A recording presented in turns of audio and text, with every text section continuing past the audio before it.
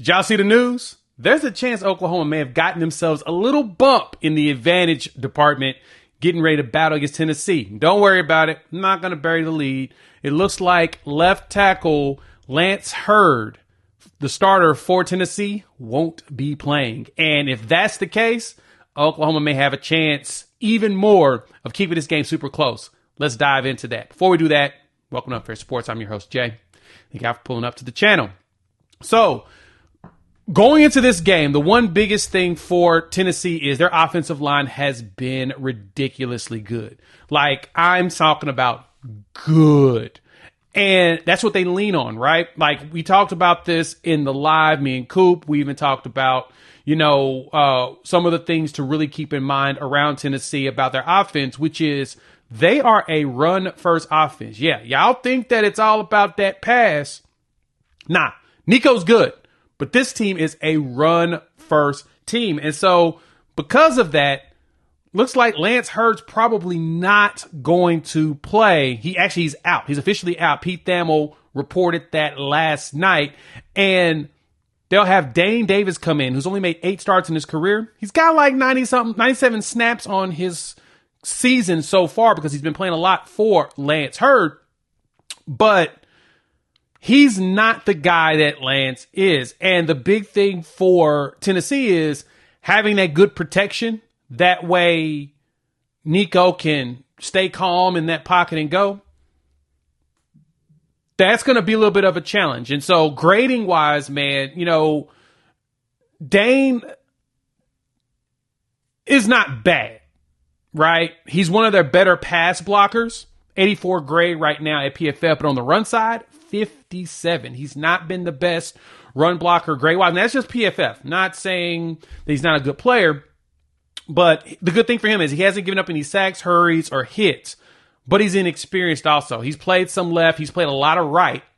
And so if that's the case, I sense that Tennessee will take him and slide him to the right side and have, probably the big veteran in Jess Perry move over to the left just to make sure that they keep a veteran over there. Or, you never know. They may bring in Larry Johnson the third, but Dane Davis is the one that's definitely going to be playing out there on the field. And for Oklahoma, that means the pass rush needs to get to work. And when I say get to work, I mean get to work. This is a game where the pass rush cannot take their time as far as waiting until, second half to really get going. That motor's got to start now.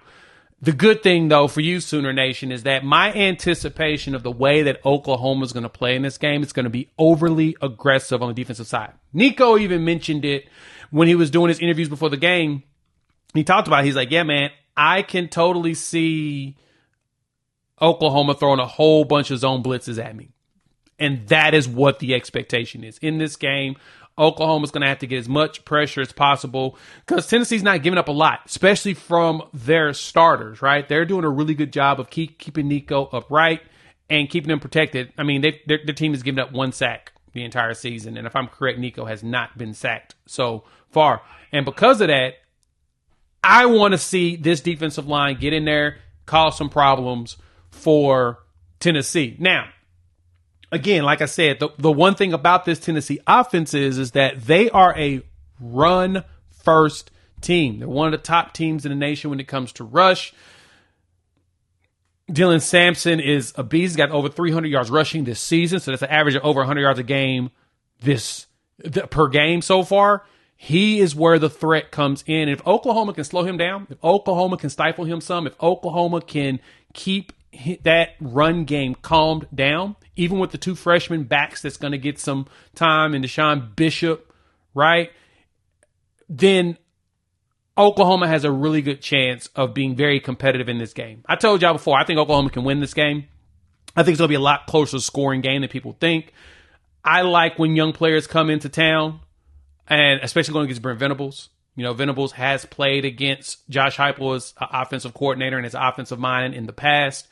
And now he's got the opportunity to show again that his experience is a little bit more and better than what Josh has to offer. especially because, the last time they played, it was Clemson versus Oklahoma in the Russell Athletics Bowl game out in Orlando back in 2014, where Oklahoma lost the game 40-6 to Clemson. And Brent Venables was on the opposite side of the field.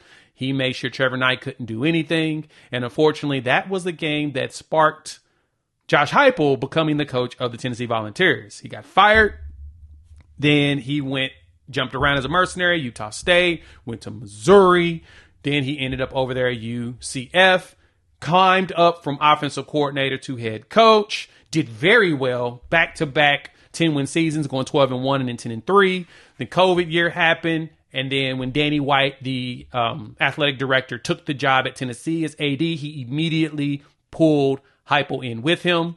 And now you're seeing him do some stuff. He's got Tennessee's first 10-plus win season since like 2007, right? He got 11-2 that year.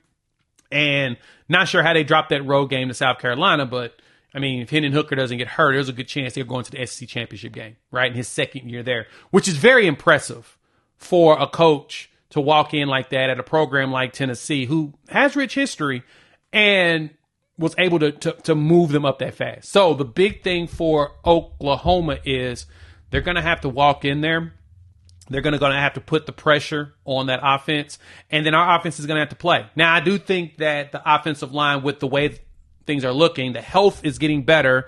And the most recent injury report tells us that we should see Troy Everett. Branson Hickman is still listed as questionable, but I think he's going to play. Deshaun McCullough is now down to out, so I don't think he plays at all in this game. And, yeah, you got McCullough, Hatchett, Gentry Williams, Jalil Farouk, and Jane Gibson, the five that you expect to be out there, all out. Now you got Hickman moving. Hickman and Taylor stated questionable, but it sounds like Troy Everett's going to be in there, and it sounds like Branson Hickman's also going to play. So we'll wait till the final, injury report drops. I'll make sure to post a picture of it in the community, so go check that out closer to game time. Well, actually closer to this afternoon, and let's see if the Sooners can do it. Let me know what y'all think. Hop in the comments. Let me know your thoughts. Love to hear from you all. If you have made it this far, you like the content, go ahead and hit that like button. If you're new to the channel, subscribe. Love for y'all to join these family of Sooner fans, talking OU football, SEC, college football in general. Having a blast to do it. All right, how many of y'all going to be at the game? I plan on being there. I'll be there a little late, but I'll be there before kickoff. Make sure that you're loud. Make sure you're proud. And we got to make sure that Tennessee feels what it's like playing in Gaylord Family Oklahoma Memorial Stadium, right? We've got to make them feel it. So I have high expectations for you all when it comes to doing this. So pull up. All right, we'll talk soon. Peace.